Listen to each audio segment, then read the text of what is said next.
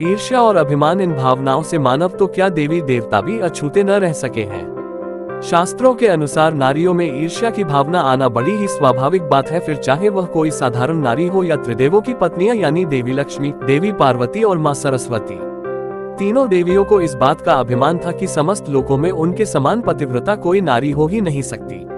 ऐसे में तीनों देवियों के अभिमान को नष्ट करने तथा समस्त लोकों में पतिव्रता धर्मचारिणी सती अनसुया का मान बढ़ाने हेतु स्वयं भगवान ने नारद जी को एक खेल रचने के लिए प्रेरित किया, जिसके तहत नारद देवी लक्ष्मी जी के पास पहुँचे। नारद जी को देखकर देवी लक्ष्मी ने बड़े ही प्रसन्नता पूर्वक उनका अभिनंदन करते हुए कहा, पधारिए नारद जी, बहुत दिनों बाद माता से मिलने आए।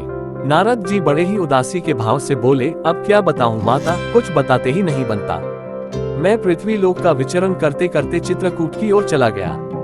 वहां महर्षि अत्रि का आश्रम है, जहां वे अपनी पत्नी अनुसुया माता के साथ वास करते हैं। मैं तो अनुसुया माता का दर्शन पाकर कृतार्थ हो गया। हे माता, तीनों लोकों में उनके समान पतिव्रता तो कोई हो ही नहीं सकता है। लक्ष्मी जी को नारद जी की बात पर विश्वास ही नहीं हुआ। उन्होंने बड़े ही आश्चर्य से पूछा, क्या सचमुच वह मुझसे भी बढ़कर पतिव्रता है? सत्य कहना नारद। नारद जी ने मुस्कुराते हुए कहा, हे माता, आप ही नहीं, समस्त लोकों में कोई भी ऐसी स्त्री नहीं जिसकी तुलना सती अनुसुया से की जा सकती हो। नारद जी की बातें सुनकर देवी लक्ष्मी बड़े ही सोच में पड़ गईं और उनका मन सती अनुसुया के प्रति ईर्ष्या भाव से भर गया। नारद जी वहां से निकलकर इसी प्रकार क्रमशः माता पार्वती एवं माता सरस्वती के पास पहुंचे और सती अनुसुया के पतिव्रता का बखान कर उनके प्रति दोनों ही देवियों के मन में वही भाव जगा दिया जो माता लक्ष्मी के मन में जगाया था।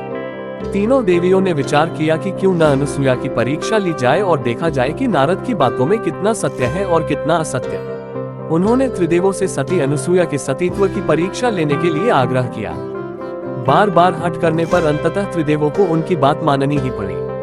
एक निश्चित समय पर जब महर्षि अत्रि अपने आश्रम में नहीं होते थे, उसी समय ब्रह्मा, विष्णु तथा महेश तीनों देव मुनि वेश धारण किए हुए महर्षि अत्रि के आश्रम पहुंच गए।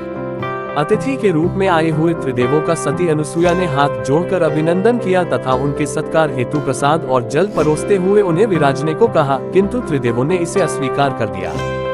सती अनुसुया ने बड़े ही चिंतित मन से पूछा, हे मुनियों, क्या मुझसे कोई अपराध हो गया है जो आप सब मेरे द्वारा किए इस सत्कार को अस्वीकार कर रहे हैं? मुनियों ने कहा, हे देवी, हम उसी स्त्री के हाथों से अन्न और जल ग्रहण करते हैं जो बिना वस्त्र धारण किए हमारा आतिथ्य करती है।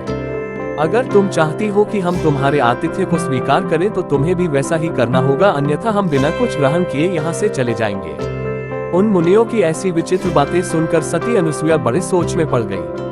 उन्हें अंदेशा हुआ कि ऐसी बातें तो कोई मुनि कभी नहीं कर सकता, अवश्य ही कुछ और बात है। अनुसुईया ने साधुओं के शाप के भय से तथा अतिथि सेवा से वंचित रहने के पाप के भय से परमात्मा से प्रार्थना की कि हे परमेश्वर, इन तीनों को 6 महीने के बच्चे की आयु के शिशु बनाओ, जिससे मेरा पतिव्रत धर्म भी खंड न हो तथा साधुओं को आहार भी प्राप्त हो, वह अतिथि सेवा न करने का पाप भी न लगे।